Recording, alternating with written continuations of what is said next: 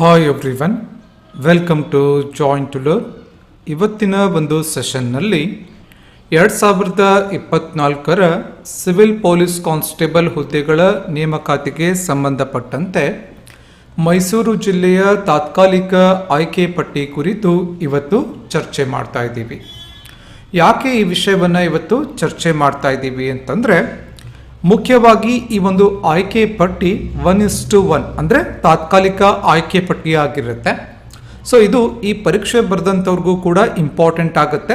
ಮತ್ತು ಇವಾಗ 2024ರಲ್ಲಿ ತಮ್ಮದು PUC ಆರ್ ಡಿಗ್ರಿ ಕಂಪ್ಲೀಟ್ ಆಗಿ 2025ರ ಪೊಲೀಸ್ ಕಾನ್ಸ್ಟೇಬಲ್ ಹುದ್ದೆಗಳಿಗೆ ತಯಾರಿಯನ್ನು ಮಾಡ್ತಾ ಇದ್ರೆ ಅಥವಾ ಮಾಡಬೇಕು ಅಂತ ಅಂದ್ಕೊಂಡಿದ್ರೆ ಅವ್ರಿಗೂ ಕೂಡ ಇವತ್ತಿನ ಒಂದು ಸೆಷನ್ನು ಇಂಪಾರ್ಟೆಂಟ್ ಆಗುತ್ತೆ. ಕಾರಣ ಏನು ಅಂತಂದರೆ, ತಮ್ಮ ಸ್ಕೋರ್ ಎಷ್ಟು ಟಾರ್ಗೆಟ್ ಮಾಡಬೇಕು, ಸೆಲೆಕ್ಟ್ ಆಗೋಕ್ಕೆ ಎಷ್ಟು ಟಾರ್ಗೆಟೆಡ್ ಸ್ಕೋರ್ ಇರಬೇಕು ಅನ್ನೋದು ಬಹಳ ಇಂಪಾರ್ಟೆಂಟ್ ಆಗುತ್ತೆ. ಬಿಕಾಸ್ ಪ್ರೀವಿಯಸ್ ಇಯರ್ನ ಕಟ್ ಆಫ್ಗಳು ನಮಗೆ ಎಷ್ಟೊಂದು ಬಾರಿ ಗೈಡ್ ಮಾಡುತ್ತೆ ಅಥವಾ ಗೈಡೆನ್ಸನ್ನು ಕೊಡುತ್ತೆ, ಎಷ್ಟು ನಮ್ಮ ಸ್ಕೋರ್ಗೆ ಟಾರ್ಗೆಟ್ ಇರಬೇಕು ಅನ್ನೋದು ಆ ಮೂಲಕ ನಮಗೆ ಗೊತ್ತಾಗುತ್ತೆ.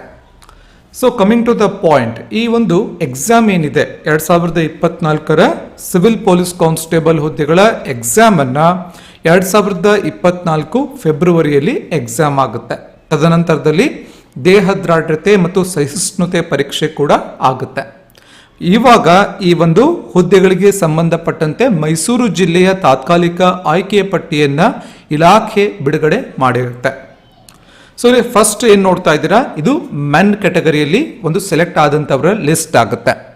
ಸೊ ನೀವು ನೆಕ್ಸ್ಟ್ ಇವಾಗ ಮೈಸೂರು ಜಿಲ್ಲೆಗೆ ಅಪ್ಲೈ ಮಾಡಬೇಕು ಅಂತ ಅನ್ಕೊಂಡಿದ್ರೆ ನೆಕ್ಸ್ಟ್ ನೋಟಿಫಿಕೇಶನಲ್ಲಿ ತಮಗೆ ಟಾರ್ಗೆಟೆಡ್ ಸ್ಕೋರ್ ಎಷ್ಟಿರಬೇಕು, it's all depends on number of post, ಅವೆಲ್ಲವೂ ಕೂಡ ಮ್ಯಾಟ್ರ್ ಆಗುತ್ತೆ. ಆದರೂ ಕೂಡ ತಮಗೆ ಟಾರ್ಗೆಟೆಡ್ ಸ್ಕೋರ್ ಎಷ್ಟಿರಬೇಕು ಈ ಒಂದು ಲಿಸ್ಟ್ನಲ್ಲಿ ತಾವು ಗಮನವನ್ನು ಕೊಟ್ಟರೆ, so first rank holder marks ಎಷ್ಟಿದೆ, 84 ಮಾರ್ಕ್ಸ್ ಇದೆ, ಹೈಯೆಸ್ಟ್ ಮಾರ್ಕ್ಸ್ 84.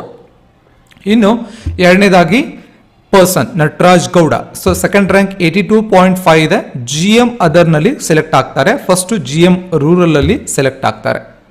ಸೊ ಇವಾಗ ಇನ್ನೊಂದು ಇಲ್ಲಿ ಕನ್ಫ್ಯೂಸ್ ಆಗುತ್ತೆ, GM ರೂರಲ್ ಕಟ್ ಆಫ್ ಕಮ್ಮಿ ಇರುತ್ತಾ, GM ಕನ್ನಡ ಅಥವಾ GM ಅದರಲ್ಲಿ ಒಂದು ಕಟ್ ಆಫ್ ಕಮ್ಮಿ ಇರುತ್ತಾ ಅಂತ. ಇವಾಗ ಹೇಮಂತ್ KR ಅನ್ನುವಂತಹ ಅಭ್ಯರ್ಥಿ ಹೈಯೆಸ್ಟ್ ಸ್ಕೋರ್ ಮಾಡಿದ್ದಾರೆ, 84 ಹೈಯೆಸ್ಟ್ ಸ್ಕೋರ್ ಮಾಡಿದ್ದಾರೆ. ಸೊ ಇವ್ರ ಹೆಸರು ಬಂದಾಗ ಸೊ ಇವ್ರಿಗೆ ಯಾವ ರಿಸರ್ವೇಶನ್ ಲಭ್ಯವಿರುತ್ತೆ, ಇವಾಗ ಇವ್ರದ್ದು GM ರೂರಲ್ ಅಲ್ಲಿ ಸೆಲೆಕ್ಟ್ ಆಗಿರೋದ್ರಿಂದ ರೂರಲ್ ಇದೆ ಇವ್ರದ್ದು, ಹಾಗೆ ಇವನ್ ಕನ್ನಡ ಇರಬಹುದು ಅಥವಾ ಮುಂದೆ GM ಇರುತ್ತೆ, ಪ್ಯೂರ್ GM ಇರುತ್ತೆ. ರೂರಲ್ ಇತ್ತು ಅಂತಂದ್ರೆ ರೂರಲ್ ಅಲ್ಲಿ ಸೀಟನ್ನು ಅಲಾಟ್ ಮಾಡ್ತಾರೆ, ಕನ್ನಡ ಮಾಧ್ಯಮ ಇತ್ತು ಅಂದ್ರೆ ಕನ್ನಡ ಮಾಧ್ಯಮದಲ್ಲಿ ಸೀಟ್ ಅಲಾಟ್ ಮಾಡ್ತಾರೆ, ಎರಡೂ ಇರಲಿಲ್ಲ ಅಂದ್ರೆ ಆವಾಗ ಪ್ಯೂರ್ GM ಅಲ್ಲಿ ಸೀಟನ್ನು ಅಲಾಟ್ ಮಾಡ್ತಾರೆ. ಹಾಗಾಗಿ ಗಮನ ಇರಬೇಕು ಯಾವಾಗಲೂ ಕೂಡ. ಸೊ ಗ್ರಾಮೀಣ ಅಥವಾ ಕನ್ನಡ ಮಾಧ್ಯಮ ಇತ್ತು ಅಂದ್ರೆ ಫಸ್ಟ್ ಅದರಲ್ಲಿ ಸೀಟ್ ಅಲಾಟ್ ಆಗುತ್ತೆ. ಬಿಕಾಸ್ ಈ GM ಏನಿರುತ್ತೆ ಎಲ್ರಿಗೂ ಕೂಡ ಓಪನ್ ಕಾಂಪಿಟೇಷನ್. ಹಾಗಾಗಿ ಫಸ್ಟ್ ರ್ಯಾಂಕ್ ಹೋಲ್ಡರು ಇಲ್ಲಿ ಪ್ಯೂರ್ GM ಅಲ್ಲಿ ಕೊಟ್ಟಿರೋದಿಲ್ಲ, ಸೀಟು ಗ್ರಾಮೀಣ ವಿಭಾಗದಲ್ಲಿ ಕೊಟ್ಟಿರ್ತಾರೆ. ಎರಡನೇದಾಗಿ ನಟರಾಜ್ ಗೌಡ ಇಲ್ಲಿ ಅದರ್ಸ್ ಅಲ್ಲಿ ಕೊಟ್ಟಿದ್ದಾರೆ, GM ಅದರ್ಸ್. ಹಾಗೆ ಮೂರನೇ ರ್ಯಾಂಕ್ ಸ್ಕೋರ್ ಎಷ್ಟಿದೆ, 80.5 ಇದೆ, ಇಲ್ಲಿ ನೋಡಿ ಗ್ರಾಮೀಣ ವಿಭಾಗದಲ್ಲಿ ಕೊಟ್ಟಿದ್ದಾರೆ. ಹಾಗೆ ನಾಲ್ಕನೇದಾಗಿ ಇಲ್ಲಿ ಗ್ರಾಮೀಣ ವಿಭಾಗದಲ್ಲಿ ಕೊಟ್ಟಿದ್ದಾರೆ 78.75. ಹಾಗೆ ಪವನ್ ಕುಮಾರ್ 5ನೇ ರ್ಯಾಂಕ್ ಬರುತ್ತೆ, ಇವ್ರಿಗೂ ಕೂಡ GM ಅದರ್ಸ್ ಅಲ್ಲಿ ಕೊಡ್ತಾರೆ. ಅರ್ಥ ಮಾಡ್ಕೊಳ್ಳಿ, GM ಅದರ್ಸ್ ಅಲ್ಲಿ ಓಪನ್ ಕಾಂಪಿಟೇಷನ್, ಇದನ್ನ ಕೊನೆಗೆ ಕೊಡ್ತಾರೆ, ಕೊನೆಗೆ ಇದನ್ನ ಇಟ್ಟಿರ್ತಾರೆ. ಗ್ರಾಮೀಣ ಕನ್ನಡ ಮಾಧ್ಯಮ ಆದ್ಮೇಲೆ ಸೊ ಅದು ತಮಗೆ ಸಿಗುತ್ತೆ.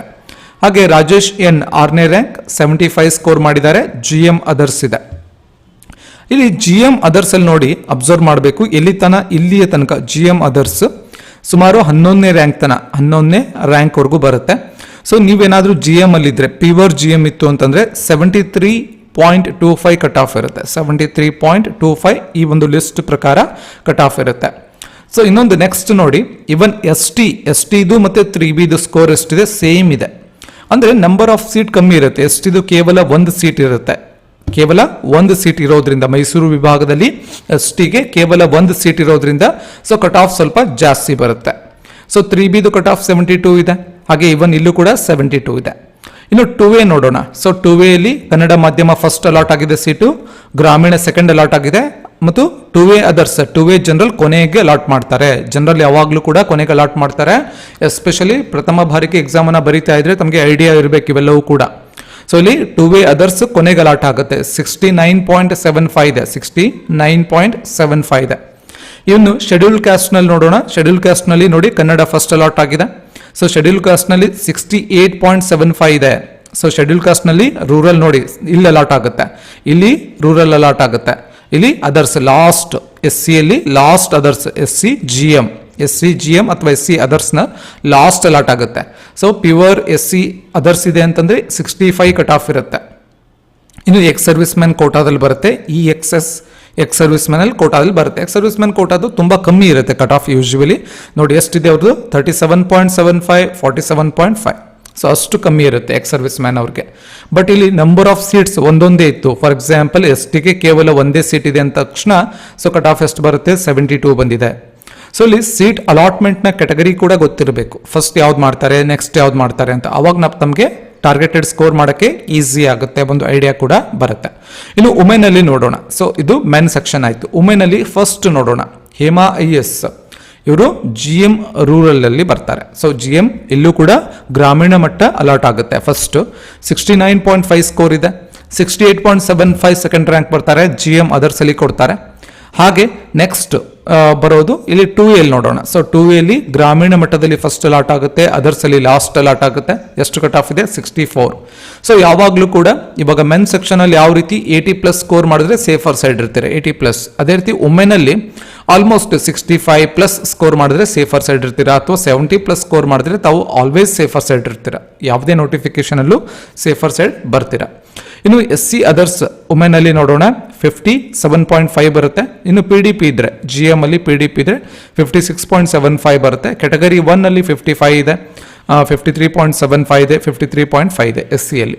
ಸೊ ನಿಮ್ದು ಅದರ್ಸ್ ಅಲ್ಲಿ ಇದ್ರೆ ಸೊ 3B 2A 2B ಇತ್ತು ಅಂತಂದ್ರೆ 65+ ಸ್ಕೋರ್ ಇದೆ ಅಂತಂದ್ರೆ ಆಲ್ಮೋಸ್ಟ್ ಸೆಲೆಕ್ಟ್ ಆಗುತ್ತೆ.